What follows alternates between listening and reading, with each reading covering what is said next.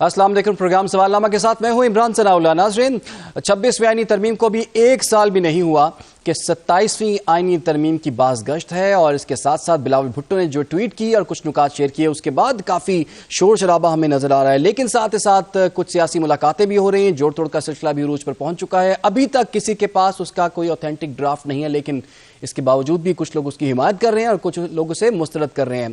Pakistan peoples party ने कहा है कि जब हम अपनी सीसी के इजलास में इस पर बात करेंगे और जो फैसला होगा उससे हुकूमत को आगाह करेंगे। तो हुकूमत पीपल्स पार्टी के बगैर जो है वो ये 27वीं तरमीम जो है पास करने की पोजीशन में नहीं है। क्या होने जा रहा है, पाकिस्तान तहरीक इंसाफ क्या सोच रही है, दीगर वकला बरादरी इस पर क्या सोच रही है और आने वाले दिनों में इसका इम्पैक्ट मुल्क की सियासी सूरत हाल पर क्या होगा, बात करेंगे। हमें ज्वाइन कर लिया है साबिक सदर supreme court bar Abid Zubairi साहब ने, इसके साथ साथ रहनुमा पीपल्स पार्टी रजा हारून साहब भी हमें ज्वाइन कर चुके हैं। आगाज रजा साहब आपसे कर लेते हैं। रजा हारून भाई, ये बताइए कि पाकिस्तान पीपल्स पार्टी ने ही ये पेपर जो है वो पहले लीक किया है और ये बताएं कि अभी तक जो नुकात सामने आए हैं, क्या लगता है आपको और पार्टी में क्या बात हुई अब तक, क्या प्लान है, क्या 27वीं तरमीम में आप हुकूमत के साथ हैं या फिर नहीं है?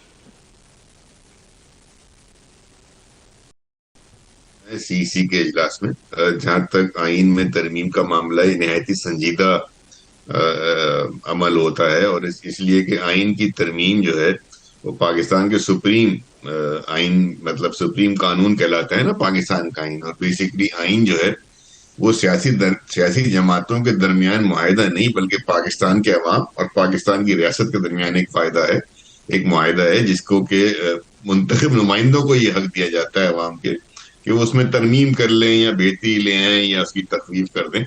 तो आईनी तरमीम को हर वक्त चाहे वो 1 से लेकर 26 तक हो उसको संजीदा लेना चाहिए और आईनी तरमीम का बेहतर तरीका ये होता है कि उस पर कंसेंसस डेवलप किया जाए। हालांकि आइन इस बात की इजाजत देता है कि 2/3 अक्सरियत हो और 2/3 अक्सरियत अगर फैसला कर ले तो आइन की तरमीम मंजूर हो जाती है। लेकिन बेहतर तरीका यह है कि पार्लियामान में जो जमातें मौजूद हैं उनके दरमियान कंसेंसस पैदा करने की कोशिश की जाए, लॉबिंग की जाए। पार्लियामान से बाहर जो स्टेक होल्डर्स हैं, जो मुख्तलिफ फोरम्स हैं, वो वकला के फोरम्स हों, सिविल सोसाइटी हो, मीडिया के दोस्त हैं या दीगर ऐसे इन्फ्लुएंसर जो हैं, टेक्नोक्रेट्स हैं, उन सबसे मुशावरत की जाए क्योंकि आइन की तरमीम फिर एक मुस्तकिल तरमीम है और फिर उसका इम्पैक्ट जो है उसके नीचे जितने भी कवानीन हैं, रोजमर्रा के मामलात हैं, रियासती के मामलात हैं, उसके ऊपर होना है। ड्राफ्ट जो है वो सामने आएगा। अभी तक तो किसी के पास कोई ड्राफ्ट ही नहीं है। क्या पाकिस्तान पीपल्स पार्टी को ड्राफ्ट मिल चुका है? मेरी नॉलेज में नहीं है। यकीनन अगर डिस्कशन हो रहा है और गुफ्तगू हो रही है तो कोई ना कोई इंफॉर्मेशन उनके पास होगी। एक बात बड़ी क्लैरिटी से है कि सूबों के जो इख्तियारात हैं, जो 18वीं तरमीम में सूबाई खुद मुख्तारी दी गई है, सूबों को हकूक दिए गए हैं, एनएफसी अवार्ड में उनका शेयर बढ़ाया गया है, उस पर कॉम्प्रोमाइज पाकिस्तान पीपल्स पार्टी नहीं करेगी। ये असूली बात है। दीगर मामलात के ऊपर डिस्कशन जरूर होगा और देखा जाएगा कि क्या मुसव्वदा है और क्या बात हो रही है। एक बात और इसमें बड़ी इंपॉर्टेंट हो जाएगी कि अगर ये मफरूजा है कि सूबाई खुद मुख्तारी या एनएफसी पे मामलात होने हैं तो फिर बेहतर ये होगा कि जो चारों सूबाई असेंबलियां हैं उनका पॉइंट ऑफ व्यू बड़ा इंपॉर्टेंट हो जाएगा। हालांकि उसकी आईनी जरूरत नहीं है, लेकिन मैं समझता हूँ मोरल और लीगल उसकी बहुत ज्यादा जरूरत हो जाएगी कि उन सूबों की असेंबलियों से भी राय ली जाए। ठीक है, ठीक है। आबिद जुबैरी साहब, आप ये बताइए, क्या अभी तक आपके पास कोई इंफॉर्मेशन आई है कि इस 27वीं तरमीम में क्या कुछ है? पाकिस्तान तहरीक इंसाफ ने तो इसे देखने से पहले ही मुस्तरद कर दिया है। ड्राफ्ट तो आपको पता है, पिछली दफा भी हर बंदे के पास अपना अपना ड्राफ्ट था। आप भी एक बहुत इंपॉर्टेंट स्टेक होल्डर हैं, क्या आपसे अभी तक कोई राब्ता हुआ और आपकी क्या ओपिनियन है अभी तक? हाँ, बिस्मिल्लाहिर्रहमानिर्रहीम। नहीं, कोई राब्ता तो हमसे क्या होगा।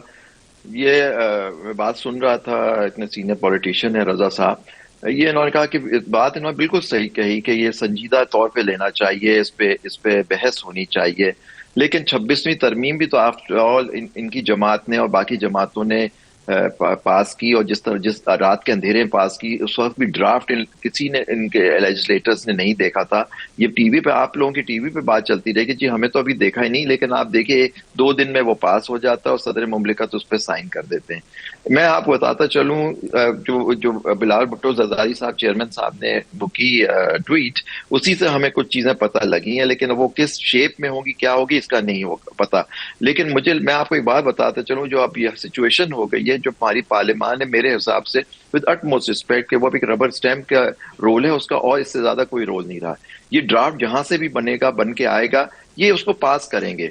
अभी आपने फरमाया कि एनएफसी के उसमें कोई हम नहीं करेंगे, ये एनएफसी भी चेंज होगा। मैं आपको बताऊं, सारा ये जो गेम है, ये एनएफसी, जुडिशरी को तो दबा दिया गया 26वीं तरमीम से, और तो तबाह कर दिया गया जुडिशरी को, और तबाह किया जाएगा। जैसे जज के ट्रांसफर पे अब उसके इजाजत के बगैर एक जज को कराची से कोयटा भेज देंगे सजा के तौर पे, यही चीजें होंगी। और कॉन्स्टिट्यूशनल हो सकता है कोर्ट भी बन जाए, जिसके अंदर सुप्रीम कोर्ट को बेसिकली बिल्कुल ही खत्म कर दिया जाएगा।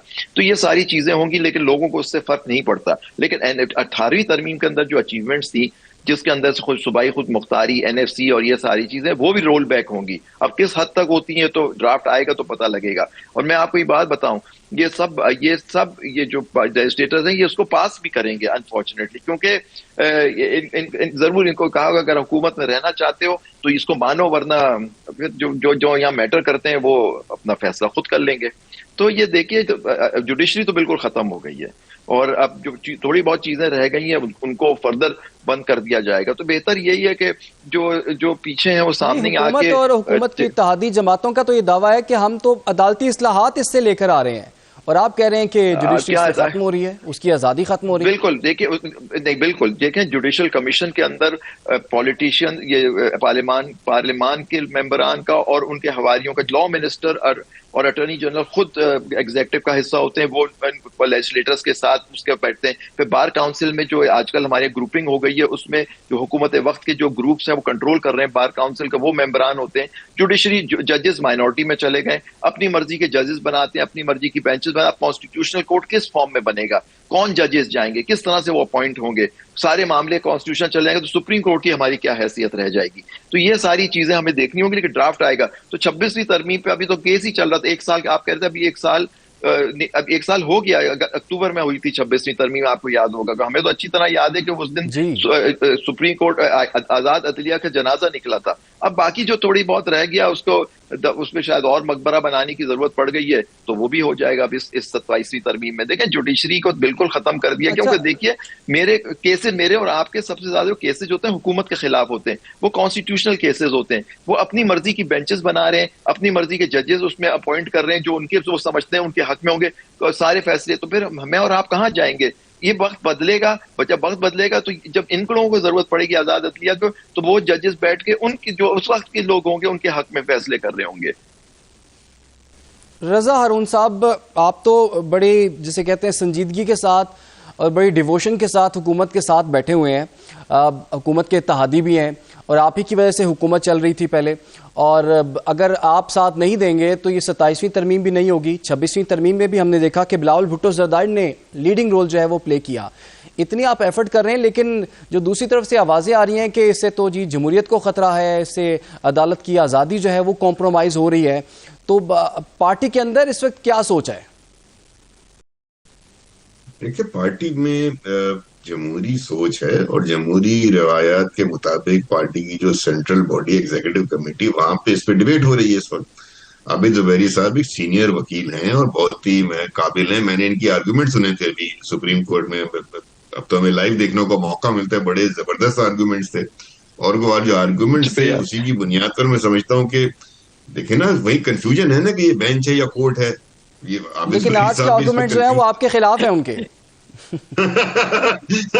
नहीं, मेरा मतलब कहने का ये नहीं है। मेरा मतलब कहने का ये है कि 26वीं तरमीम में अगर कोई तशनगी रह गई थी और कोई कोर्ट बनता है पीपल्स पार्टी का, तो ये मुतालबा अरसे से है। चार्टर ऑफ डेमोक्रेसी का ये हिस्सा है जिसको नवाज शरीफ बेनजीर साहबा ने साइन किया था। पीपल्स पार्टी के मंशूर का हिस्सा है ये। बहुत से सिविल सोसाइटी के मेंबरान इस बात पे मुत्तफिक हैं, और बहुत से इख्तलाफ राय भी रखते हैं। ये तजवीज आ जाने दें, ये मुसविदा आ जाने दें। हम प्रीएम्प्टिव गुफ्तगू जब फरमाते हैं ना, तो हम खामखा जो है वो एक मफरूजों की बुनियाद पर बहस कर रहे होते हैं। ये मुसविदा सामने आ जाए, आबिद जुबैरी साहब उस पर बेहतर राय दे सके, मुझसे बेहतर राय आबिद जुबैरी साहब दे सके, ये इनकी फील्ड है। मैं ये समझता हूँ कि कॉन्स्टिट्यूशन कोड जो है वो ज्यादा बेहतर रहेगी, मुनासिब। उसके अब उसकी कॉम्पोजिशन कैसे होगी, उसमें जजेस कैसे आते हैं, ये एक डिबेटेबल मसला है, इसके लिए प्रोसीजरल मामला देखने होंगे। लेकिन जहां तक ये बात है असूली कि आईनी अदालत होनी चाहिए, मैं इसका हामी हूं कि होनी चाहिए। मेरी पार्टी इसकी ये मेरी पार्टी के तो मंशूर का हिस्सा है। ठीक है जी, जी जुबैरी साहब कुछ कहना चाह रहे हैं आप? देखिए बिल्कुल बात रजा भाई जो है बिल्कुल सही कह रहे हैं। देखिए इनका सवदा जरूर है, लेकिन आप अपनी ग्राउंड रियलिटी भी देखें तो 1973 का आइन भी तो इसी जमात ने दिया था, पाकिस्तान पीपल्स पार्टी ने 1973 का आइन, जो एक कंसेंसस डॉक्यूमेंट था। उसके अंदर supreme court, high court, constitutional court थे। तो कॉन्स्टिट्यूशनल कोर्ट की अलग होने की क्या जरूरत थी, मुझे नहीं पता कि उस वक्त ये क्यों जरूरत पेश आई है मिसाक जमहूरियत पे दस्तखत के शहीद मोहतरमा ने लेकिन पॉइंट इज दैट कि इसी कोर्ट के अंदर जो इस्लाहात की जरूरत थी, बेंच अगर आप सीनियर जजों के मुश्तमिल पे बेंच बना देते कि जी सीनियर सिर्फ जजेस हैं वो सुनेंगे या फुल कोर्ट सुनेगा, तो इसके अंदर ही कर सकते थे। लेकिन अंदर बेंच बना के आपने पिक एंड चूज कर लिया कि ये जज बैठेंगे, ये नहीं बैठेंगे। फिर आपने जुडिशल कमीशन के अंदर कर दिया कि उनकी मियाद अभी आएगी। अब कॉन्स्टिट्यूशनल कोर्ट बन जाता है। कॉन्स्टिट्यूशनल कोर्ट में फिर सुप्रीम कोर्ट, हमारा जो कॉन्स्टिट्यूशनल कोर्ट है, उसकी क्या हैसियत है? हमारी वो सिर्फ सिविल और क्रिमिनल केसेस ही सुनेगा बैठ के। तो ये आइन के तहत दो ही अदालतें जो है कॉन्स्टिट्यूशनल अदालतें, हाई कोर्ट होते हैं और सुप्रीम कोर्ट होते हैं। देखा, और दुनिया भर जैसे साउथ अफ्रीका है उसमें कॉन्स्टिट्यूशनल कोर्ट होता है, लेकिन उसकी appeal supreme court of south Africa के पास जाती है। आप वो भी कर देते कि कुछ तो सुप्रीम कोर्ट की तौकीर बेतौकीरी इतनी तो ना हो कि सुप्रीम कोर्ट बेसिकली एक सिविल अदालत होकर रह जाए, सिविल या फौजदारी अदालत। तो देखें, तो इस्लाहात बिल्कुल हों, कोई आइन के तरमीम का मकसद ये होता है कि इस्लाहात हो। लेकिन अगर किसी को देखें, हमारी यहाँ ट्राइकोटमी ऑफ पावर है कि 3 सुतून है आइन का, एक सुतून को आप डैमेज करके दोनों सुतून आप समझते हैं कि एग्जेक्टिव को पावरफुल करके आप कल पार्लियामान, देखिए मैं अटमोस्ट रिस्पेक्ट करता हूँ पार्लियामान की क्या हैसियत रह गई सिवाय रबर स्टैंड के? कोई डिबेट नहीं होती, कोई सिलेक्ट कमेटीज होती है, उसमें क्या चीज जाती, कौन सा बिल जाता है, आज बिल आता है 1 मिनट में पास हो जाता है, कोई डिबेट। आपने आइन बनाता 73 का, आप डिबेट्स देखिए और अब भी कुछ ऐसी सूरत हाल है जुबैरी साहब, आप पीछे देखिए 26 देखिए रात के अंधेरे कल जो है बिल्कुल 27वीं आईनी तरमीम के हवाले से वफाकी काबीना का इजलास भी जो है कल तलब किया गया है और इतलात यही है कि वो वफाकी काबीना से उसे मंजूरी मिल जाएगी। फिलहाल के लिए आपका बहुत बहुत शुक्रिया। आबिद जुबैरी साहब हमारे साथ मौजूद थे, रजा हारून साहब आपका भी बहुत शुक्रिया। प्रोग्राम में ब्रेक शामिल करते हैं, आप लोग हमारे साथ रहिए। Welcome back. पाकिस्तान और अफगानिस्तान जो एक दूसरे के जोग्राफियाई, समाजी और तारीखी तौर पर जुड़े हुए हैं, अब मुज़ाकरात की मेज़ पर दोबारा आमने सामने हैं। अहम एजेंडा सरहदी सिक्योरिटी, दहशतगर्दी के खदशात और पनाह गुज़ीनों का मुस्तकबिल। लेकिन सवाल यहाँ पर यह है, क्या ये मुज़ाकरात पायदार नताइज देंगे या फिर ये एक और आर्जी कोशिश साबित होंगे। दूसरी जानिब गजा में एक बैनुल-अक़वामी अमन फोर्स की तैनाती पर बहस जोरों पर है। सवाल यह है कि क्या ये इक़दाम वाकई फ़लस्तीनियों की जानो माल के तहफ़्फ़ुज़ के लिए है या फिर एक और कंट्रोल का आला साबित होगा। क्या इसका मैंडेट वाज़े और महदूद मुद्दत का होगा, जबकि जनूबी एशिया में कशीदगी एक बार फिर शिद्दत इख्तियार कर रही है। भारत की जानिब से धमकी आमेज़ बयानात और सरहदी मशकों ने खित्ते बढ़ा दी है। पाकिस्तान और भारत दोनों एटमी क़ुव्वतें हैं और किसी भी गलत फहमी का नतीजा तबाहकुन हो सकता है। इन तमाम मामलात पर गुफ्तगू करने के लिए आज हमें ज्वाइन कर लिया है दिफाई तज्ज़ियाकार major general retired Zahid Mahmood साहब। उनको प्रोग्राम में खुशामदीद कहेंगे। इसके साथ साथ हमारे बैनुल-अक़वामी अमूर डॉक्टर शाज़िया चीमा साहिबा भी हमें ज्वाइन कर चुकी हैं। डॉक्टर साहिबा को भी वेलकम करते हैं। सबसे पहले जनरल साहब आपसे आगाज़ करते हैं। जनरल साहब, मुज़ाकरात को एक और आखिरी मौका जो है वो दिया जा रहा है, कितनी उम्मीद रखें और आपको लगता है कोई ऐसी कंक्रीट चीज़ इन मुज़ाकरात के नतीजे में सामने आ सकती है जिससे इस खित्ते में अमन हो सके? Thank you very much Sana for the invite और डॉक्टर शाज़िया साहिबा को भी मेरा बहुत सलाम। देखिए, कॉशियस ऑप्टिमिज्म के साथ हम आगे बढ़ रहे हैं इस डायलॉग में, लेकिन इस दफ़ा जो लेवल ऑफ द डेलीगेशंस है वो थोड़ा सा एम्पावर्ड है। I mean all the intelligence chiefs, Pakistan के, अफगानिस्तान के भी, और प्लस पाकिस्तान के तो जो इंटेलिजेंस चीफ है वो पाकिस्तान के चीफ सिक्योरिटी एडवाइज़र भी हैं जी। तो उनको वो भी, और फिर कतर और तुर्किया के भी चीफ जो उनके इंटेलिजेंस ऑफिसर्स हैं वो बैठे हुए हैं। तो एम्पावर्ड मिशन है। इसको आखिरी मौका तो हम कभी भी, मैं नहीं कहूंगा जी डायलॉग कभी भी खत्म नहीं होता है। ये जो कॉन्फ्लिक्ट्स होते हैं ये डायलॉग और वॉर के बीच में या फ्रिक्शन के बीच में ट्रांसेंड करते रहते हैं, ये चलता रहता है सिलसिला। लेकिन मैं ये कहूंगा कि ये lost may be a very serious opportunity lose हो जाएगी अगर अफगानिस्तान का एजेंडा डिस्कस ना हुआ। जब मैं अफगानिस्तान के एजेंडा की बात करता हूं तो आई वुड लाइक के जो नॉन स्टेट एक्टर्स का फ्रेमवर्क तो जरूर है, वो वहां पे रिप्रेजेंट कर रहे हैं, बट डिफेक्टो अब वही पावर में बैठे हुए हैं या they are clinging to the power किसी फॉर्म में। तो वो अगर अफगानिस्तान के लोगों का एजेंडा लेकर आए हैं, अफगानिस्तान की स्टेबिलिटी का एजेंडा लेके आए हैं, अफगानिस्तान के फ्यूचर का एजेंडा लेके आए हैं, अफगानिस्तान को रीजनल और इंटरनेशनल जो डेवलपमेंट है सोशो इकोनॉमिक फील्ड में उसके साथ जोड़ने आए हैं, पाकिस्तान के साथ एक अच्छे हमसाए के तौर पर सामने आए हैं, तो फिर तो कामयाबी की चांसेस बहुत है। लेकिन अगर वो अपना नॉन स्टेट एक्टर्स की ऑब्जेक्टिव्स को, अपनी जो इलीगल स्पेक्ट्रम है उस इकोनॉमी के साथ और वॉर रिलेटेड इकोनॉमी के साथ, और अपने जो उनको सर्वाइवल का डर है उसको सामने रखते हुए तहरीक तालिबान पाकिस्तान के साथ वो लिंक रहना चाहते हैं, और फिर सबसे बढ़कर के अगर प्रॉक्सी स्पॉन्सर स्टेट इंडिया का एजेंडा लेकर आए हैं, तो then I am keeping my fingers cross, then we have a situation. और उसका फिर पाकिस्तान को दूसरी जो ऑप्शंस है ऑफ कोर्स उसको परस्यू करेगा till the time another environment for another dialogue is created, और फिर वो उसके लिए फिर there will be a cost for Afghanistan to pay, and of course Pakistan भी उसकी थोड़ी सी कॉस्ट पे करेगा। तो विद दिस होप कि अल्लाह करे कि वो अफगानिस्तान का एजेंडा लेकर आए टॉक्स के बीच में।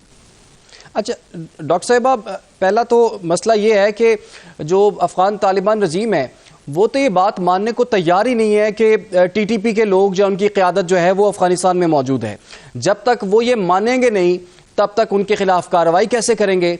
तो जो मुतालिबात पाकिस्तान ने सामने रखे हैं वो किस तरह से पूरे हो सकते हैं आपके ख्याल में? देखिए, उसके लिए फिर हमें थोड़ा सा समराइज करना पड़ेगा दोहा से लेकर, हमारे पास शायद उतना टाइम ना हो, फिर मैं इसको थोड़ा स्विफ्टली लेके चलती हूँ। दोहा में जब ये बैठे हैं तो तालिबान अफगान रिजीम ने कहा है कि जी हम नहीं जानते टीटीपी कहाँ है या आपका इंटरनल जो है वो है। वो इन मुज़ाकरात को वही मुज़ाकरात समझे थे जो आज से पहले हम इनसे करते रहे हैं, जो बायलैटरल होते हैं, जिसके बाद ये हमसे जो भी प्लेजेस करते हैं बाहर निकलते हैं और उसके बाद कहते हैं कि जी पता नहीं हुआ, नहीं हो गया, नहीं हुआ, और हम भी अपने सॉफ्ट कॉर्नर के साथ फिर चलते रहते हैं। इस दफा पाकिस्तान ने अक्लमंदी ये की है कि उसने फिर जब रीजन के बाकी जो एक्टर्स हैं वो इन्वॉल्व किए हैं, तो वो एक होलिस्टिक सिक्योरिटी जो है वो प्रोटोकॉल बनाने की बात कर रहे हैं, और वो कह रहे हैं कि जी ये जो प्रोटोकॉल हम बनाएंगे ये डेमोन्स्ट्रेबल एक्शंस जो है वो अफगानिस्तान की तरफ से जो भी वो प्लेज करेंगे उनको देखना पड़ेगा। तो ये तुर्की में जाके फिर वहां पे फंस गए हैं। जो 18 घंटे का पहला डेडलॉक था उसमें ये मानते मानते वहीं पे माने हैं कि जी हम टीटीपी को जानते भी हैं, हम उनसे बात भी करेंगे, और फिर उन्हीं मुज़ाकरात में इन्होंने कहा है कि वो हमारे कंट्रोल में नहीं है, आप उनको भी टेबल पे बिठाएं। तो पहले दिन का डेडलॉक भी यही था कि उनको टेबल पे बिठाने पे कोई भी पार्टी राजी नहीं थी। अगले दिन फिर बात ये हुई कि जी ठीक है हम उनसे बात करते हैं, और फिर हर एक कॉल के बाद जो है एक क्लॉज को पढ़ने के बाद एक बाहर काबुल में कॉल होती थी, फिर वहां से बात वापस आती थी, फिर इस तरह ये सिलसिला चलता रहा। क्योंकि वो इस तरह से फंस गए हैं, उनका ख्याल था कि ये पाकिस्तान के साथ वही आपस के हमारे वो हैं, हम मुआहदा करेंगे उसके बाद देखेंगे, लेकिन इस दफा जो है उनको जो भी वो प्लेज करेंगे वो मानना पड़ेगा। तो ये तो वो मान गए हैं कि टीटीपी हमारे पास है, लेकिन अब वो कह रहे हैं जी हमें कोई पॉलिटिकल सिक्योरिटी नेट दिया जाए वहां पे, और साथ में कोई प्रोसीजरल मैकेनिज्म। तो इसमें ये जो सिक्योरिटी नेट उनको वहां चाहिए था, जो वो हमसे डिमांड कर रहे थे कि हमारे इंटरनल अफेयर्स में खुद जो है आके आप इंटरफेयर करें और कुछ प्रोसीजरल मैकेनिज्म है, तो ये मेरे से डॉट कनेक्ट नहीं हो रहे थे। तो फिर आज जो है मेरे पास एक इंटेलिजेंस रिपोर्ट सामने आई है जिसमें बड़े भयानक किस्म के इंकशाफात हैं, और वो पाकिस्तान की तरफ से जो है वो सामने आई है, जिसमें ये बताया गया है कि जो Indian joint secretary for Pakistan, Afghanistan है और ईरान, तीनों मुल्कों के इन्होंने एक ही जॉइंट सेक्रेटरी बनाए हुए हैं, वो है आनंद प्रकाश। और जो हमारे Afghan interim acting council general हैं इंडिया में, डॉक्टर करामुद्दीन कामिल, ये multiple time Israeli intelligence officer से मिलते रहे हैं, और जो मुल्ला मुत्तकी का विजिट है उसमें भी वहां पे इंटेलिजेंस ऑफिसर इसराइल के मौजूद थे। तो वो जो गैप मेरे से फिल नहीं हो रहे थे, बार बार कॉल करने वाले और फिर कहना कि जी हमारा पॉलिटिकल एक ऐसा वो है, हमें आपको थोड़ा सा कवर चाहिए, हम फ्रैक्शनाइज हो रहे हैं, फिर हमें कोई प्रोसीजर बताएं, आप हमें स्टेप बाय स्टेप क्या करना होगा। तो ये एक ऐसी डिलेइंग टैक्टिक्स थी, एक ऐसा एक मंजरनामा था जिसके पीछे फिर स्ट्रिंग्स कौन हिला रहा है, हमें पहले शक था, अब यकीन हो गया कि हम पर ये जो चीज मुसल्लत की गई है। ये बड़ा अहम नुक्ता आपने उठाया है, इसी नुक्ते को हम आगे लेके चलेंगे। जनरल साहब, जैसे कि आपने भी सुना, एक और अहम मामला है और प्रोपेगेंडा भी जनरल साहब चल रहा है इस वक्त। एक तो पहले वो खुलेआम मान नहीं रहे थे कि जी टीटीपी की क़यादत उनके पास वहां पर अफगानिस्तान में मौजूद है। अगर वो किसी तौर पर माने भी हैं तो कुछ प्रोपेगेंडा की वीडियोस भी सामने आ रही हैं कुछ ऐसे लोगों की कि जी वो टीटीपी से उनका ताल्लुक है और वो ये कह रहे हैं कि हम पाकिस्तान के अंदर मौजूद हैं। दूसरी चीज ये कि इन मुज़ाकरात के बाद क्या होगा, अगर मुज़ाकरात कामयाब होते हैं तो क्या कोई कंक्रीट चीज सामने आ सकती है या फिर एक रिवायती स्टेटमेंट सामने आएगी कि ज्वाइंट कमेटी जो है बन गई है, इन चीजों पर गौर करेगी और आने वाले दिनों में जंग बंदी रहेगी? नहीं, देखिए ये जो मैकेनिज्म डिस्कस हो रहा है ना सना, वो यही मैकेनिज्म जो है ना वो यही डिस्कस हो रहा है कि मॉनिटरिंग, एवेल्युएशन और कंफर्मेशन जो मैकेनिज्म है कि वो कैसे होगा, एवेल्युएट कैसे, एक इंफॉर्मेशन आई है, ये जो कतर और तुर्की ऑफ कोर्स उस मैकेनिज्म में शामिल होंगे, वो मॉनिटर करेंगे जी, एवेल्युएट करेंगे और फिर वो डिसाइड करेंगे कि आया जी क्रेडिबल है इंफॉर्मेशन, जो चीजें आई हैं वो सामने आई हैं कि फिर वो उनको एक पावर होगी टू आइडेंटिफाई दी कल्प्रिट्स, उसके बीच में वो पनिश भी कर सकते हैं। तो ये उसी के ऊपर डिस्कशंस हो रही हैं।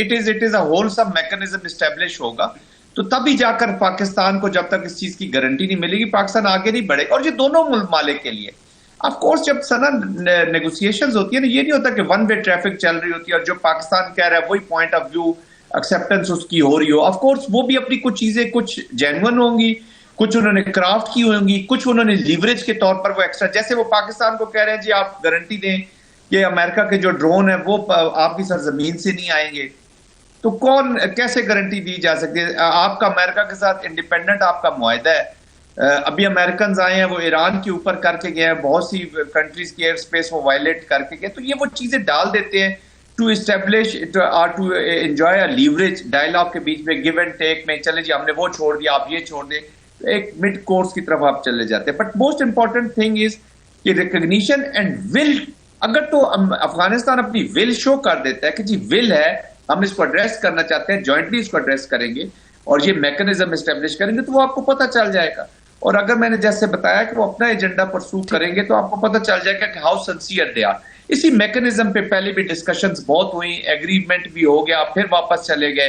वो डॉक्टर शाजिया साहिबा ने अभी आपको मुहर्रकात बता दी हैं जो उसके बैकग्राउंड में चीजें हो सकती हैं, जो रीजंस हो सकते हैं। और देखिए हाइब्रिड की जो प्लॉजिबल डिनाइबिलिटी है ना, ये सेंटर ऑफ ग्रेविटी है। ये अफगानिस्तान की सरजमीन उस वक्त तक ये इन चीजों का मैदान बनी रहेगी, प्रॉक्सीज की एप्लीकेशन होती रहेगी, जब तक ये अपना governance system, structured all inclusive government नहीं आती, a government at least for the people of Afghanistan, जिसमें ये इनकी बच्चियां 2.5 मिलियन बच्चियां स्कूल से बाहर हैं, बच्चे इनके स्ट्रो आउट होकर जहाजों से लटक के मर रहे हैं कि हमारा मुस्तकबिल क्लियर नहीं है।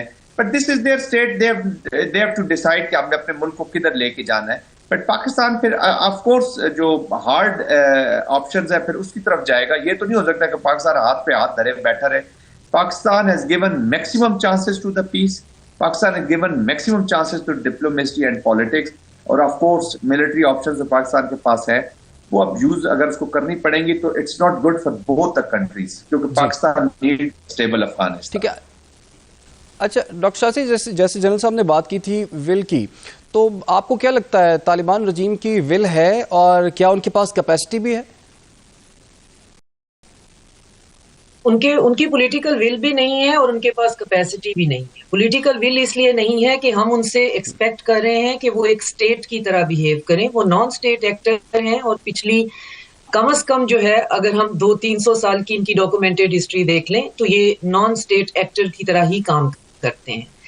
स्टेट का कोई सच इनके पास कॉन्सेप्ट नहीं है। जो सबसे पुरानी जो है इनकी जो रीसेंट हिस्ट्री में स्टेट है वो रंजीत सिंह की हुकूमत थी यहाँ से काबुल तक। इसके अलावा ये किसी ऐसी अम्ब्रेला के नीचे नहीं रहे। तो उसकी वजह यह है कि इनका कोई होलिस्टिक इकोनॉमिक मॉडल नहीं।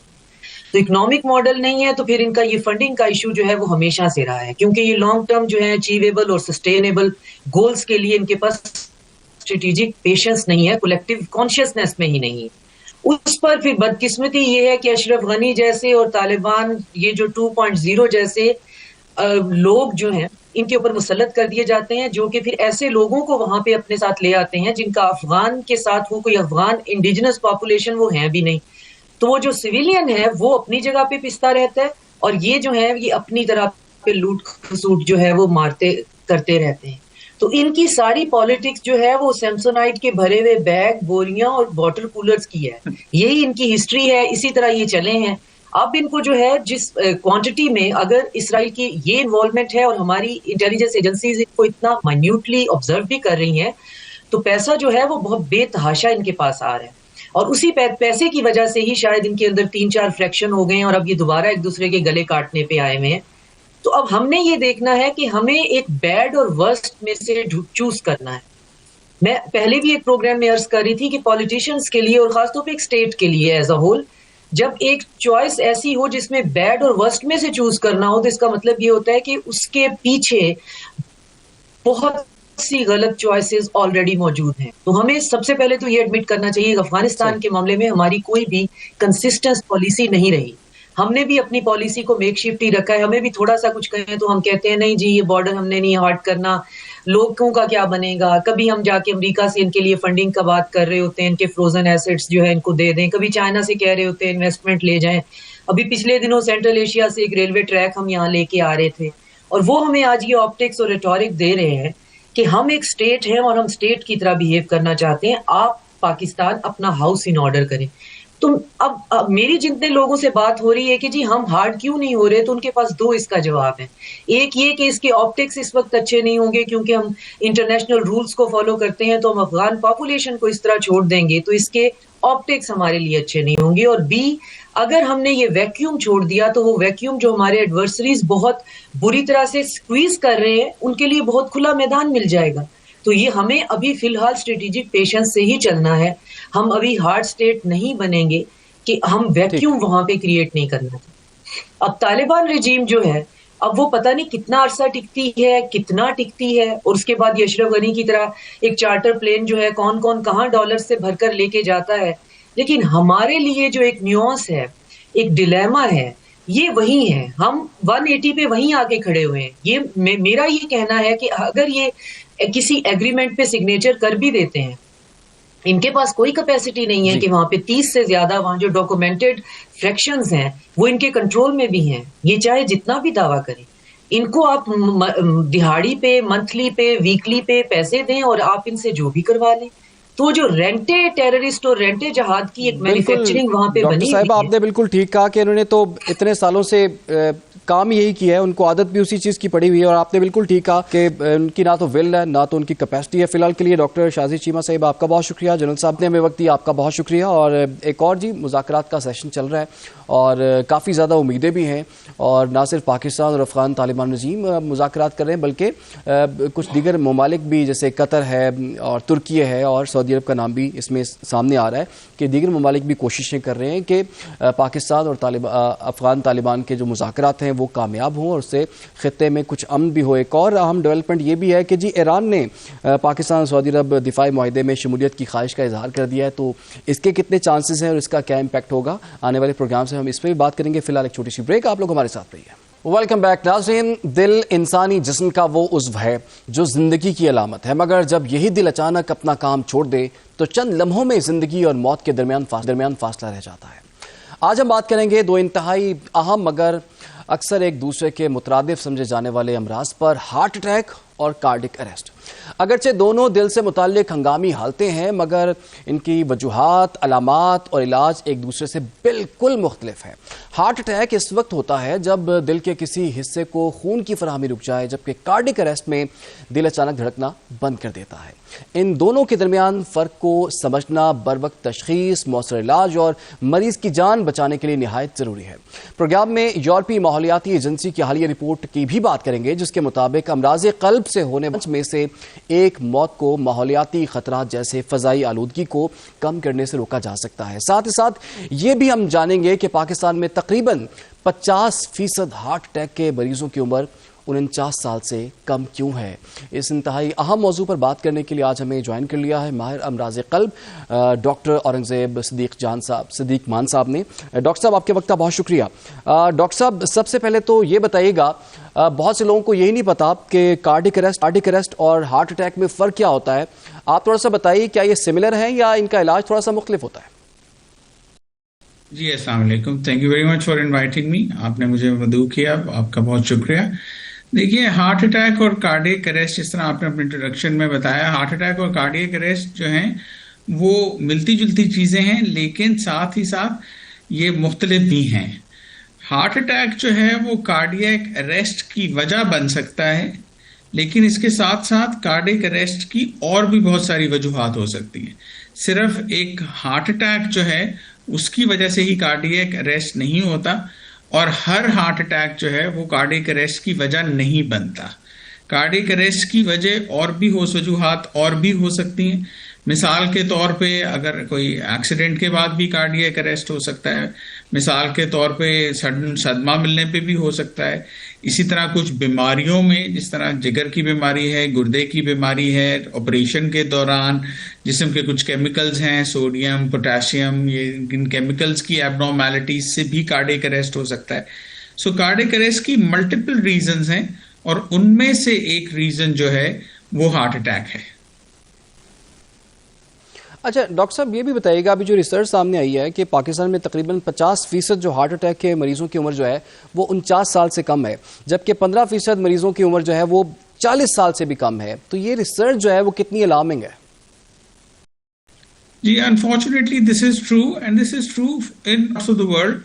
इट्स मोर सो पाकिस्तान में ज्यादा इसका अलार्मिंग है, ऑब्वियसली बिकॉज हमारे से हमारा ताल्लुक उससे, लेकिन मैं ओवरसीज भी प्रैक्टिस करता हूँ, both in England and the US, और वहां पर भी ये हालात हैं कि वहां पर भी यंगस्टर्स में रेट्स ऑफ हार्ट अटैक जो हैं वो बढ़ रहे हैं। इसकी मल्टीपल रीजंस हैं। एक तो ये है कि अब ज्यादा अवेयरनेस है। पहले पेशेंट्स जो यंगस्टर्स में या किसी भी एज ग्रुप में for that matter heart attack होता था, हॉस्पिटल आते नहीं थे, इतना पता नहीं लगता था कि हार्ट अटैक हुआ है, उसकी मैनेजमेंट इतनी एफिशिएंट नहीं थी। अब तो ये कि हार्ट अटैक के विद इन 90 मिनट्स हम एंजियोग्राम कर देते हैं और कोशिश करते हैं कि 90 मिनट्स के अंदर अंदर जो है वो हार्ट अटैक को ट्रीट किया जाए।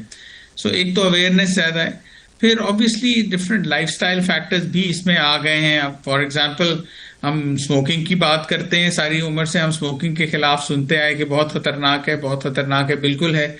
अब उसकी जगह पे वेपिंग आ गई है, जो कि स्मोकिंग से भी 8 गुना ज्यादा डेंजरस है।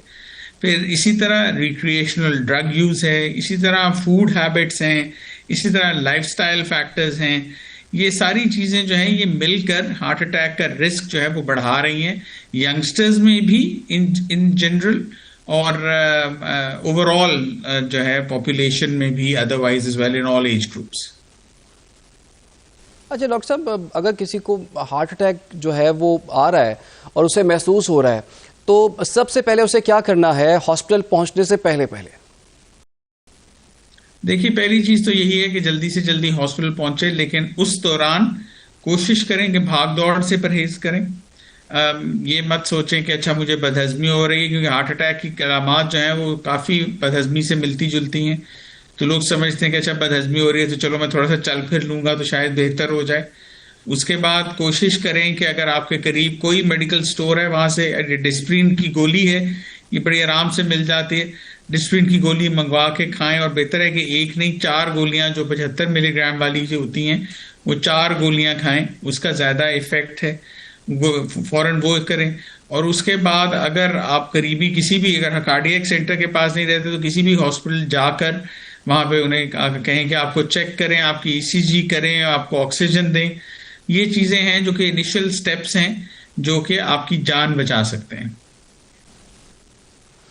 अच्छा डॉक्टर साहब, अगर पाकिस्तान का मुआवजना दीगर ममालिक के साथ करें और अगर एज ब्रैकेट को भी देखा जाए तो पाकिस्तान का दीगर ममालिक से क्या मुआवजना होगा कि पाकिस्तान में ज्यादा लोगों को हार्ट अटैक्स हो रहे हैं या बाहर की दुनिया में भी कुछ ऐसी सूरत हाल है? देखिए, आप किसी भी हॉस्पिटल की इमरजेंसी में चले जाएं दुनिया में कहीं भी, तो उसमें 40% मरीज जो हैं वो दिल के मरीज आए हुए होंगे किसी ना किसी कार्डियक इमरजेंसी के साथ, जो कि मोस्टली हार्ट अटैक्स ही होते हैं।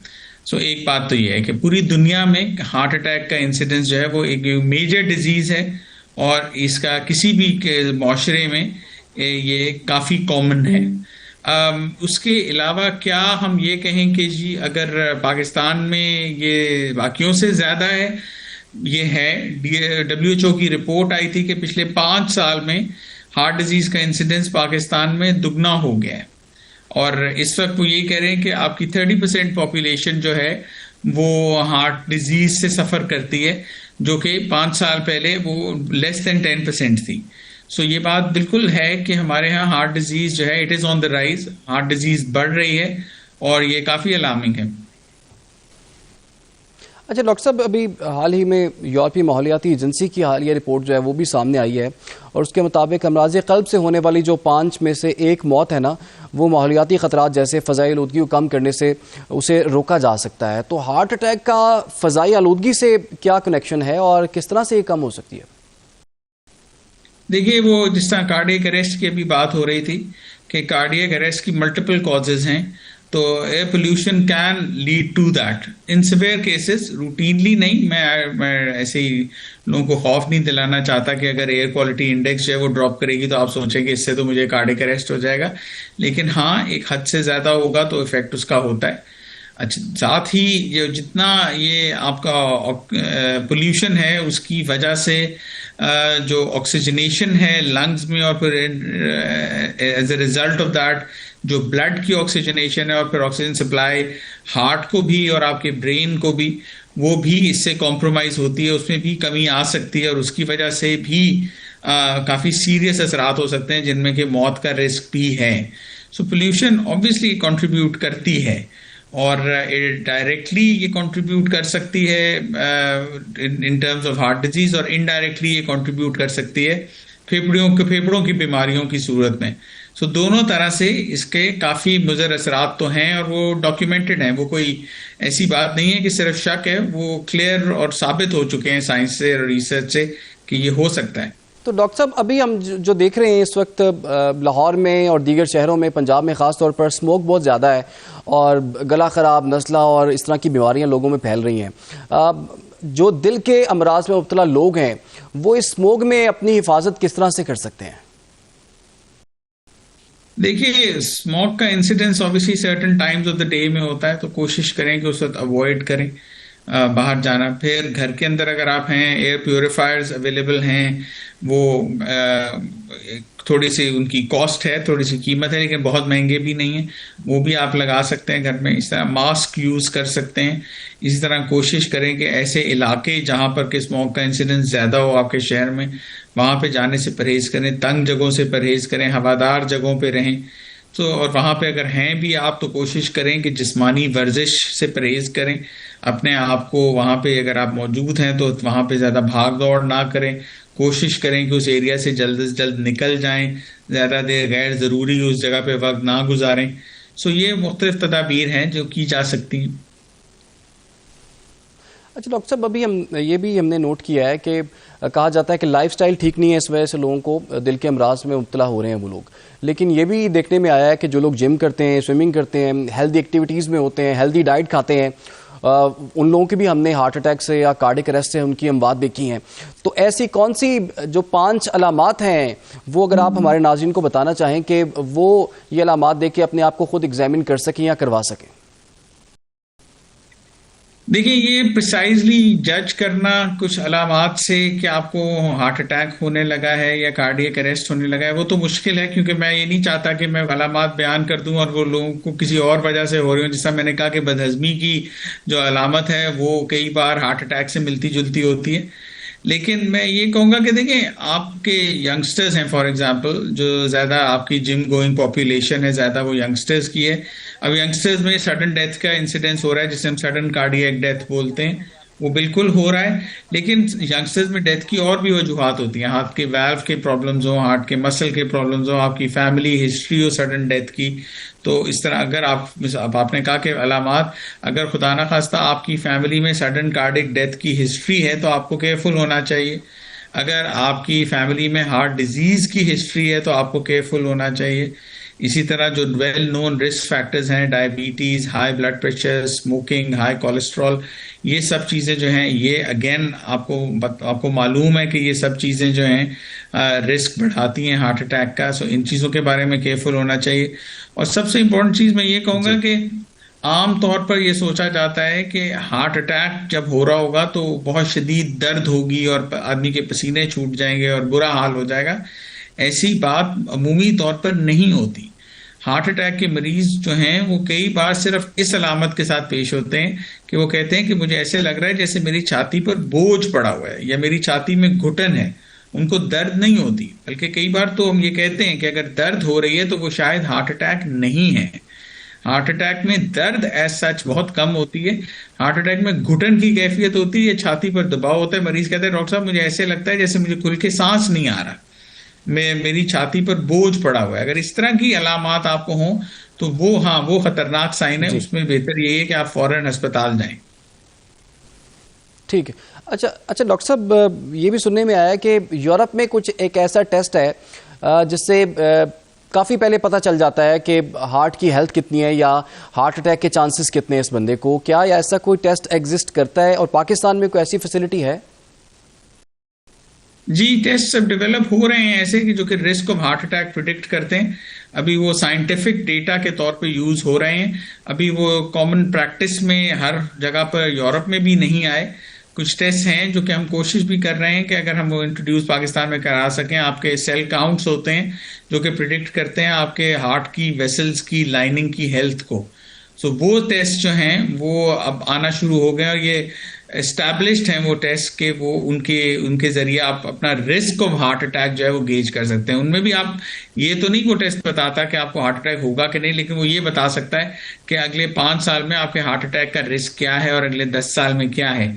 तो बिल्कुल इस तरह के टेस्ट अब डेवलप हो रहे हैं और वो इवॉल्व कर रहे हैं और वो आई थिंक पाकिस्तान में भी बहुत जल्द अवेलेबल होंगे। अच्छा डॉक्टर साहब, आखिर में जाते हुए सिर्फ एक अगर क्विकली आप बता सकें कि स्ट्रेस कितना इंपॉर्टेंट फैक्टर है हार्ट अटैक के लिए? देखिए, स्ट्रेस तो अब एक मॉडर्न डे लाइफ का हिस्सा है। आप ये नहीं किसी को कह सकते कि आप स्ट्रेस मत लें, बिकॉज स्ट्रेस तो अब है, लेकिन इसका डायरेक्ट लिंक जो है हार्ट अटैक के साथ वो कभी साइंटिफिकली एस्टैब्लिश नहीं हुआ। ये कभी ऐसा नहीं हुआ कि हम कहते हैं कि हाँ बिल्कुल रिसर्च ने ये साबित कर दिया है, लेकिन इनडायरेक्टली इसका जो है वो एक पॉजिटिव फैक्टर तो ये है। और स्ट्रेस ओवरऑल जो है उसके फिजिकल इफेक्ट्स होते हैं और उसमें से एक हार्ट डिजीज भी है।